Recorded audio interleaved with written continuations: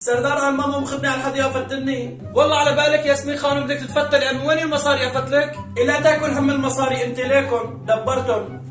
والله راسي كثير عم بوجعني يا ياسمين. راسك عم يوجعك مسيك ها؟ هي حبيت وجع راس، لا شوف شو حشتك. معك حبيت وجع راس؟ ايه عندي دراسة يا ياسمين، والله عندي دراسة لفوق راسي. دراسة؟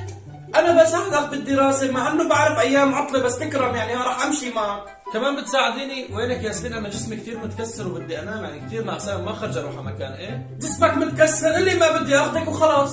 إيه خلص يا ياسمين، شايفتيني عم بتحجج معناتها ما بدي اروح، ليش عم تساليني؟